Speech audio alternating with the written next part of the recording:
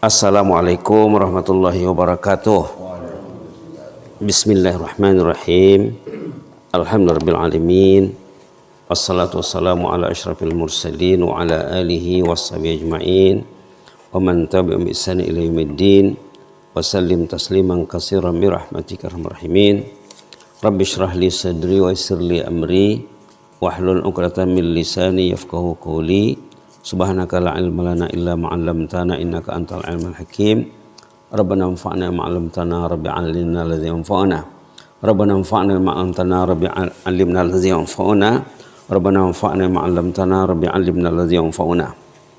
Baiklah ya, kita duduk sejenak memikirkan dua ayat kalamullah yang tadi kita dengar dalam salat, suratul Fajar halaman 593 ayat berapa ini? Ayat 15 dan 16. Atau kita ambil ayat 14, 15 dan 16. 14, 15, 16 surah Al-Fajr.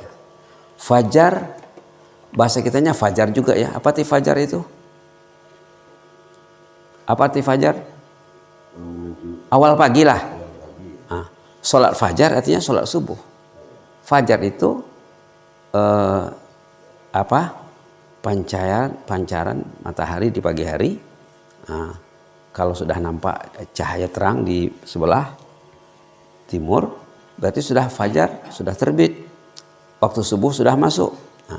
Allah bersumpah dengan fajar, wal fajri, demi waktu fajar. Kenapa Allah bersumpah dengan waktu fajar? Dalam Quran sumpah itu artinya penting. Bukan sumpah dalam budaya kita. Allah bersumpah dengan wal asri, demi masa, demi waktu. Waktu itu penting. Allah bersumpah dengan wadduha, demi waktu duha. Allah bersumpah dengan wal laili, demi waktu malam. Allah bersumpah dengan wan nahari, Allah bersumpah dengan waktu siang. Banyak sumpah dalam Quran menunjukkan apa yang dijadikan sumpah itu penting. Wal fajri, demi waktu fajar. Artinya fajar itu penting. Artinya janganlah tidur waktu fajar, bangunlah. Datanglah ke masjid. Jadi dalam ayat 14 Allah memperingatkan inna rabbaka labil mirsad. Allah itu memperhatikan kamu. Dilihatnya siapa yang tidur, siapa yang bangun. Siapa yang sudah melangkah ke masjid, ke surau, ke musalla, siapa yang masih lagi di atas tempat tidur. Tadi ada anak-anak tidur di sini, dibangunkan, rupanya tidak ikut sholat, tidur saja. Subhanallah. Karena mereka tidak dididik untuk sholat fajar ya. Kalau mereka dididik, tidak mungkin pergi. Mesti dia tunggu waktu sholat. Apa katanya di sini? Inna rabbaka labil mirsad. Allah itu melihat engkau 24 jam. Allah itu memantau. Allah itu memonitor. Allah itu memerhatikan. Kamu itu diperhatikan. Diperhatikan dalam bulan Sya'ban, bulan Ramadan, bulan Syawal. Siapa yang memenuhi musalla dan masjid bulan Ramadan? Siapa yang istiqamah dalam bulan Syawal? Inna rabbaka labil mirsad. Allah itu melihat engkau. Kita tuh dilihat Allah. Bukan saja dilihat ya, kita tuh diurus. Bukan saja dilihat, kita diurus. Kita dikasih nyawa, dikasih akal, dikasih tenaga, dikasih ilmu, dikasih kesehatan, dikasih. Semuanya dari Allah. Jantung kita berfungsi, organ-organ kita bekerja semuanya. Itu kerja Allah. Kita bukan hanya dilihat, diperhatikan, kita diurus. Nah, pengurusan Allah ini, manajemen Allah ini ada dua. Cara orang mengurus makhluk manusia. Cara orang mengurus alamnya ada dua. Ada yang diurusnya secara umum, semuanya Allah punya ya, Rabbul Alamin. Alhamdulillah Rabbil Alamin. Segala puja bagi Allah Rabb. Rabb itu artinya pemilik, penguasa, pengatur. Yang mengatur alam ini Allah. Diaturnya semua orang. Yang tak sholat pun diaturnya juga. Dikasihnya juga nyawa. Dikasihnya akal, dikasihnya hidup. dia tidak sholat. Dikasih juga rezeki, dikasihnya sawah, dikasihnya ladang, dikasihnya kebun. Yang menggoreng, yang menggores, yang menakik. Nah, dikasih juga, walaupun dia tidak sholat. Itu pengurusan Allah begitu. Yang tak Islam pun lebih senang kadang-kadang dari yang Islam. Ada kalanya begitu ya, dia non Muslim, tapi dia lebih senang. Pada zahirnya itu kerja Allah. Nah, itu secara umum. Secara khusus kerja Allah, dikasihnya orang itu iman, mau dia sholat, mau ke musola, mau bangun sebelum azan. Nah, sepatutnya orang beriman yang diurus Allah sesaat sebelum azan, mungkin setengah jam, mungkin 1 jam, dia sudah beribadat di rumahnya. Itu orang yang diurus Allah. Sudah beribadat di rumahnya. Itu orang yang diurus Allah. Sudah duduk di atas sejadah, sudah pegang Quran. Nah, agenda kehidupan harian Muslim mulai dari sebelum azan. Diajar kita dalam hadis, sepertinya kita bangun sebelum azan, contohnya setengah jam, 1 jam. Nah, karena waktu orang itu tidur, mereka itu diikat sama iblis. Ini hadis sahih. Setiap orang yang tidur diikat lehernya di atasnya. Singkok lo ada karena semendiling. Hah? Singkot ya, menyingkot. Ikobe son.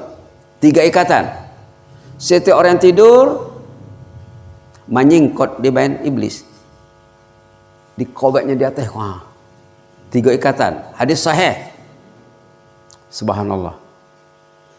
Dan kita diajar dalam hadis macam mana membukanya. Membukanya dengan 3 cara. Dulu sudah pernah disampaikan di sini dulu. Bapak ingat enggak? Nomor 1 apa? Baca zikir. Alhamdulillah. Terbuka 1. Pas bangun. Alhamdulillah. Anak-anak diajar tuh. Ataupun baca doa. Mau doa bangun tidur. Alhamdulillah ahyana ba'da ma amatana wa ilaihi nusur. Terbuka 1. Tinggal 2 lagi. Ikatan kedua dibuka dengan uduk dulu. Sebelum salat uduk dulu. Bangun, baca alhamdulillah, baca doa bangun tidur, dan cepat-cepat beruduk. Terbuka ikatan kedua. Yang ketiga, yang tadi salat. Salat. Bulan Ramadan Pak ya, kalau Bapak tidak lakukan 3 langkah ini, Bapak makan sahur, Bapak masih diikat. Bapak tidak melakukan langkah 3, Bapak ke masjid masih diikat. Begitu kita diajar sama dia. Inna rabbaka labil mirsad. Allah melihat kalian ini. Di mata, kalau bahasa Urban, di mata-matanya, diperhatikannya. Ini gini ya. Dipantau. Itu ayat 14 tadi ya. Ayat 15. Fa amal insan iza mabtalahu rabbuhu fa akramahu wa na'amahu fa yaqulu rabbi akraman. Manusia ini ada 2. Dalam ayat ini manusia ada 2 golongan. 1 orang yang dikasih kesenangan hidup, dikasih rezeki yang luas. Ayat ke-15 nanti, ayat ke-16 disusahkan rezekinya. Ada orang yang dilapangkan rezekinya, itu ayat 15. Ada orang yang disempitkan rezekinya. Orang yang dilapangkan rezekinya ini dikira Allah tuh sayang sama dia. Nah, ini di sini silapnya manusia. Kesilapan manusia bila dia senang hidup, dikiranya Allah sayang sama dia. Golongan pertama. Golongan kedua, ada orang yang disusahkan hidupnya, dikiranya Allah tidak sayang sama dia. Ini salah. Ini salah. Kesayangan Allah bukan dengan kelapangan kehidupan. Ada orang yang lapang hidupnya, tapi sempit agamanya. Berarti kekayaan itu menyiksanya. Rumahnya, kendaraannya, semuanya ada. Tapi tidak pernah kendaraannya dibawa ke masjid, ke pengajian. Itu berarti kendaraan itu siksaan baginya. Rumahnya besar, gede, tapi tidak ada Quran di dalam, tidak ada tahajud. Rumah itu menyiksanya. Semakin besar rumahnya, semakin dalam lubang tempat jatuhnya. Rumahnya gubuk saja, tapi dia sholat di dalam, baca Quran dalam. Itu jadi istana. Alhamdulillah. Ada orang yang lapang rezekinya, dikiranya Allah itu sayang sama dia. Tidak. Kasih sayang Allah bukan dengan rezeki, bukan dengan kehidupan dunia, dengan kehidupan hati, dengan iman, dengan ilmu. Kalau dia lapang rezekinya, taat dia, itu dia dapat 2 lah ya. Dapat 2. Nah. Kalau disempit rezekinya, tapi dia taat beragama, dapat 1. Sempit rezekinya, tidak ada agamanya, lah jatuh di tempat tangga. Lah jatuh tempat tangga. Susah hidupnya, jauh dari agama. Wah, dua-dua tidak dapat sama dia. Subhanallah.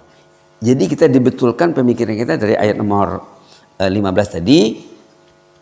Kasih sayang Allah itu bukan dari harta benda, bukan dari kekayaan, dari keagamaan. Kebencian dan kemarahan Allah dari keagamaan. Kalau antum mau beragama, walaupun rezekinya pas-pasan, itu lebih hebat dari orang yang rezekinya luas tapi agamanya sempit. Jadi barangkali dari ini manusia itu ada 4 ya. Dari melihat ayat ini manusia ada 4 golongan. Satu yang luas rezekinya, luas agamanya. Itu macam sahabat-sahabat Nabi, macam Khadijah, macam Abu Bakar. Semuanya dapat kebahagiaan agama dan kehidupan lahiriah. Ada yang kehidupan lahiriahnya senang, bahagia, tapi agamanya susah. Golongan kedua ya. Golongan ketiga, orang yang kehidupan lahiriahnya, harta bendanya, kekayaannya minimal, tapi agamanya maksimal. Yang keempat, orang yang dua-dua tidak dapat. Agamanya susah, kedunianya susah. Sudah ada gambarannya di sini ya. Jadi pandai-pandailah memilih yang terbaik. Kalau orang tuh hidupnya sederhana, kita berusaha memaksimalkan agama kita. Karena yang dinilai Allah itu bukan kehidupan lahiriahnya, malah kehidupan keagamanya.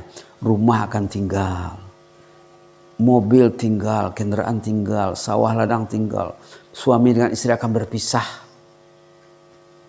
Walaupun dia bilang saya hidup semati, tapi tiba masanya sama ada suami yang duluan atau istri yang duluan.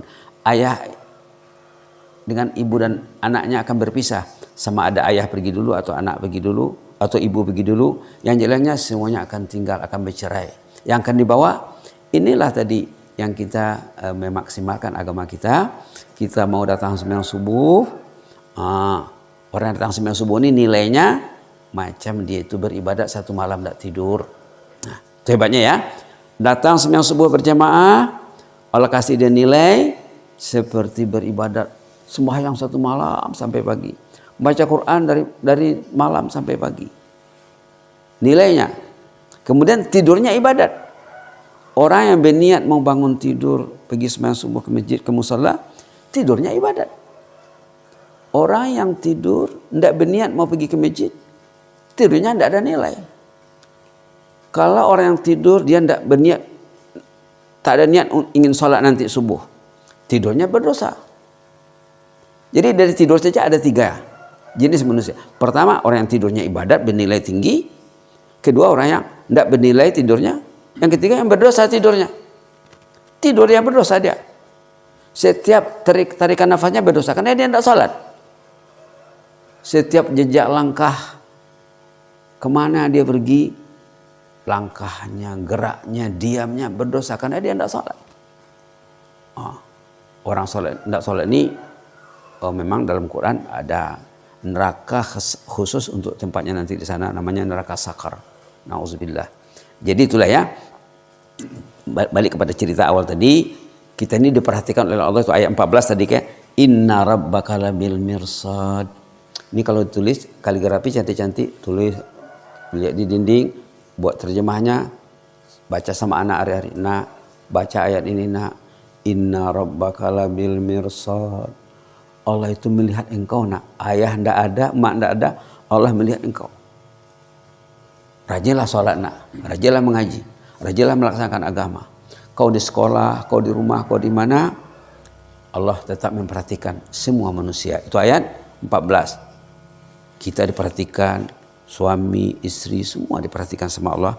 Ayat 14. Kalau orang yang taat, bukan saja diperhatikan, dibantunya. Bukan dilihat saja, dibantunya, disupportnya. Dikasihnya malaikat untuk menjaga orang tadi. Dikasihnya malaikat untuk menggerakkan orang. Yang menyuruh untuk bangun pagi itu malaikat tuh Pak. Pak bangun katanya. Pak bangun. Sama ada bangun sebelum azan, sesudah azan. Itu kerja malaikat. Yang menidurkan orang tuh iblis. Tidur. Kan diikatnya tadi, sebelum tidur diikatnya. Tidak disuruhnya bangun. Karena pas diikat itu, dia macam didoakannya orang tuh. Pak tidurlah, malam ini cukup panjang Pak, tidurlah sepuas hatimu. Kata iblis, waktu pas diikat tadi. Tapi kita diajar juga dalam hadis lain macam mana supaya kita dijaga Allah waktu tidur.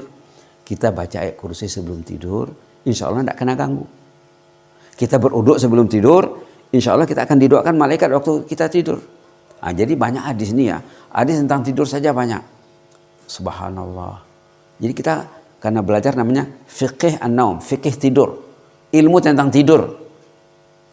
Karena Bapak berapa jam tidur sehari semalam Pak? Kalau dikumpulkan semuanya berapa jam? 3 jam. Dan semuanya 3 jam saja tidur malam hari. Pada normalnya, pada kebiasaannya. Bapak berapa jam? Kumpulkan semuanya. 6 jam, 7 jam aja. 6 jam paling. Bapak? 9? 5. Mat? Berapa jam tidur? Semalam? 6. Ibu? Pergi jam bodoh benar? Anggun Emino itu berarti tidak tahu dia. Bapak 6 jam ya? Contohnya 6 jam. Kalau orang itu tidur 6 jam semalam, 6 jam itu dari 24 seperberapa itu? Seperempat, berarti seperempat usia Bapak tidur. Kalau Bapak umur 60, berarti berapa tahun Bapak tidur? 15 tahun Bapak tidur. Seperempat. Kalau dia tidur 8 jam, sepertiga. Jadi kalau umurnya 60, tidurnya berapa jam? 20 tahun tidur. Nah, 20 tahun tidur saja. Jadi kalau Pak pas mau tidur itu berniat, besok saya mau bangun, besok saya mau tahajud, besok saya ke mushola, ke masjid, tidurnya ibadat. Begitu kita diajar dalam Islam. Supaya tidur itu bernilai tinggi. Tidurnya dikira, dihitung. Termasuk ibadat. Kalau berniat sebelum tidur untuk bangun sebelum fajar. Insya Allah. Pas Bapak bangun, Bapak umpamanya tidur 6 jam ya. Kemudian Bapak pergi ke masjid sembahyang subuh, ke mushola. Dapat nilai seperti beribadat 1 malam penuh, berarti 12 jam. Bapak sembahyang isya berjamaah, dari hadis lain, nilai sembahyang isya berjamaah separuh malam. 12 dibagi 2 berarti 6. 6 tambah 12, 18. Tambah dengan 6 jam tidur, 24. 24 jam usia Bapak bernilai ibadat. Belum termasuk yang pergi kerja kemana mencari nafkah. Belum termasuk sholat lain. Belum termasuk sholat sunat. Belum termasuk zikir. Yang jelasnya kalau kita sholat subuh, sholat isya berjamaah, nilai usia ekstranya 12 tambah 6 jadi 18. tambah dengan usia tidur, waktu tidur, berarti senang ya, senang mencari ridha Allah, senang mencari jannah. Itulah diulangkan lagi, manusia itu ada 2 golongan dalam ayat 15 dan 16. Satu, orang yang senang hidupnya dikiranya Allah sayang sama dia, bukan. Kesayangan Allah itu bukan dari kehidupan lahiriah, dari kehidupan lahiriah dan batiniah, kehidupan mental dan mental dan material lah. Ayat ke-16 tadi, orang yang susah hidupnya dipikirannya Allah tidak sayang sama dia. Ramai ulama-ulama, guru-guru, nabi lagi susah hidupnya. Bukan kesenangan itu diukur dari kehidupan kebendaan, dari harta benda, rumah, sawah, ladang, bukan dari situ. Kehidupan itu daripada hatinya, ilmunya, imannya. Kalau hatinya dipenuhi dengan iman, walaupun rezekinya pas-pasan, dia akan bahagia. Nanti di dalam hadis ada dibilang, orang yang miskin lebih dulu masuk jannah daripada orang yang kaya, katanya. Ada dalam hadis. Karena orang yang kaya itu banyak mau ditanya. Orang miskin tidak banyak mau ditanya. Tidak banyak mau soal siasat di sana. Jadi itulah Pak ya. Orang yang datang sembahyang subuh, kalau dia mendengar pengajian atau memberi pengajian, dapat bonus ekstra seperti naik haji. Dalam hadis Pak tuh. Mau sembahyang subuh, kemudian mau memberi tazkirah atau mendengar, dapat 1 haji. Datang sembahyang subuh, sembahyang lain juga, kalau dia berwuduk di rumahnya, kemudian datang ke masjid, ke musala, kemana untuk sholat fardu berjamaah, di awal waktu bersama imam, dapat 1 bonus haji. Dengan datang sholat subuh, Bapak dapat 2 bonus haji. 1 dengan datang sholat subuhnya, yang kedua dengan mendengar tazkirah. Itulah di antara kekayaan akhirat yang perlu kita pikirkan. Jangan kita ingin datang ke masjid, ke musala, ke surau hanya pada bulan Ramadan saja ya. Mudah-mudahan kita dirahmati Allah. Amin rabbal alamin. Allahumma zidna wa la tanqusna wa akrimna wa la tuhinna wa atina wa la tahrimna wa athirna wa la tusir alaina wa adina warda'na ya hayyu qayyum rahmatika nastaghis. Aslih lana sya'nana kullahu wa la takilna ila anfusina tarfat ain. Subhana rabbika rabbil izzati amma yasifun wa salamun alal mursalin. Alhamdulillah, amin. Jazakumullah khairan, inni uhibbukum fillah. Wassalamualaikum warahmatullahi wabarakatuh.